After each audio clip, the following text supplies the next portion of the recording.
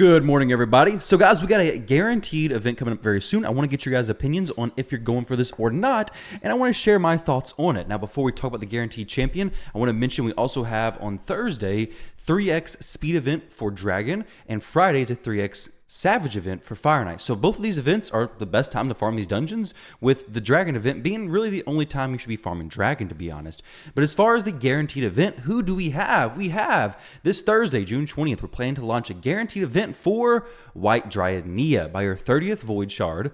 Remember, if you do summon White Dryad Nia before your 30th Void, your event will end. So White Dryad Nia, I think we've had a event for her before, not too long ago, but I'm not for sure how many shards it was guaranteed.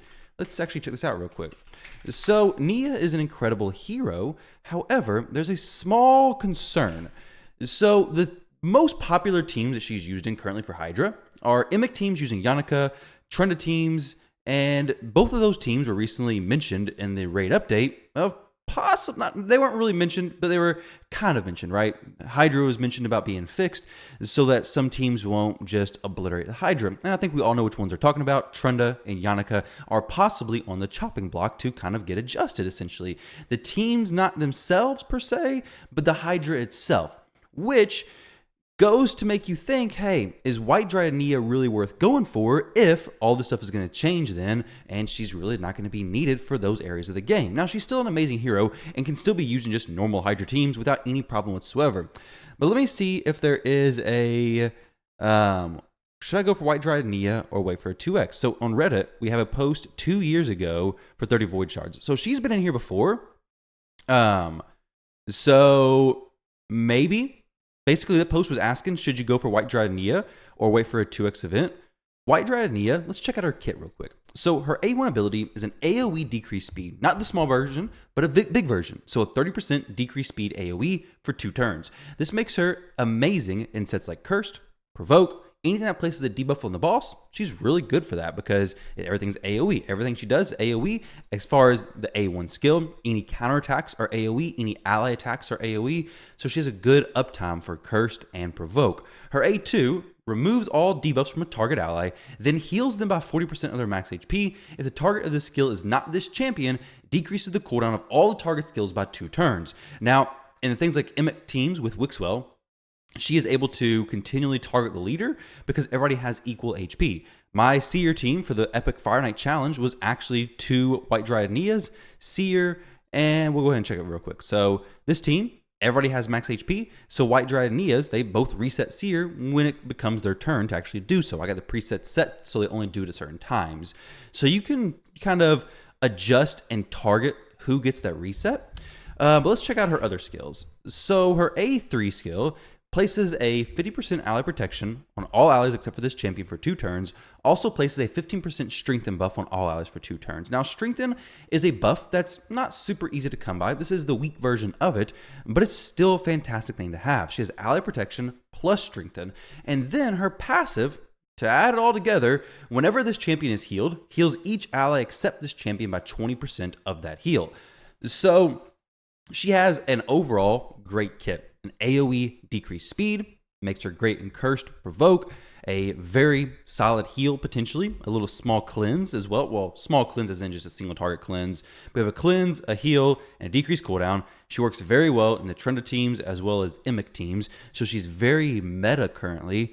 And her A3, very good for protection, especially if you have like a Krisk running alongside her, because Krisk can protect everybody. She can protect the Krisk, which takes some weight off of him, but you can still have her geared the way you want her to be.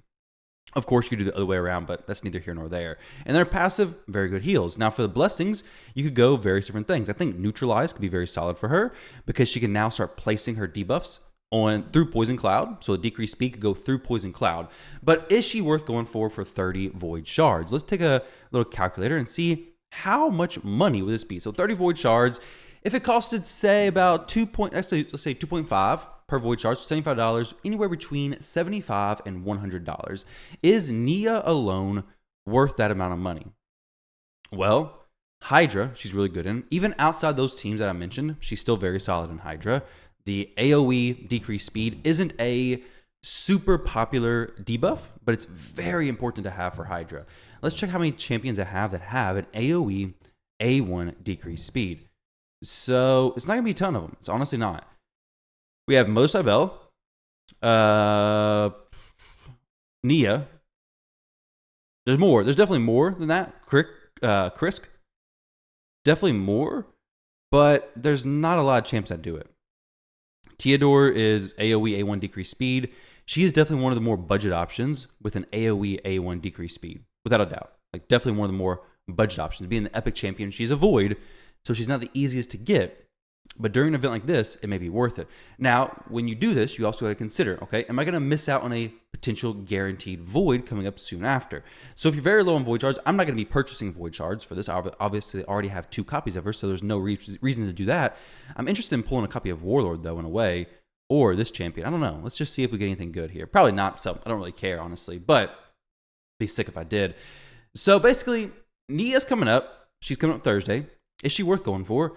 I think it's something worth considering, honestly. I think if you don't have good AoE A1 decreased speed champions, if you are looking for, dang, we're getting beat up. If you're looking for the stuff that she brings, if you want to build a Wixwell team or a Trunda team, she could be a great asset to your team. Also, Faction Wars. Like, she's great in Faction Wars. Good support. A1, AoE could even be a stun set. So there's a lot of stuff she brings. It's just weighing it out for you. Is it worth the 30 voids? It's quite a bit of voids. Now, you're going to get other stuff on the way. You're going to pick up some epics, so on and so forth. You're going to get some good champions along the way, hopefully. And the other thing would be waiting for a 2x event. 2x events, you have a good chance of getting a lot more epics. However, there's also a lot of epics that you may just not need. So if Nia is a champion you've been looking at, you think she could fill some roles in your account, I think this is a great event to go for. There's a lot of void epics that are just not good. We have 3 right there who you're probably not going to use much of. We have a few right here you're not going to use a whole lot. I mean, there's a lot of void epics that are game changing. There's a lot of void epics that are just not that great. Luckily, Sacred Order has mostly good void epics, these 2 being kind of questionable depending on where you're at. So personally, I'd say look how many void shards you have. Consider how frequently you get them. Consider if you're going to be spending, if there's a void guaranteed event, which is usually 110 void shards. If you're pretty close to that, if you're way far away from it, then it doesn't even really matter, honestly. If you're not going to be buying shards, I'd say Nia is worth it. But if you're pretty close, say you're like at 90 void shards from around there, then maybe it's worth considering, okay, let's actually hold off on the Nia, and let's actually wait until there's a guaranteed void legendary. But it's all depending on your spending habits and what your focus is in the game.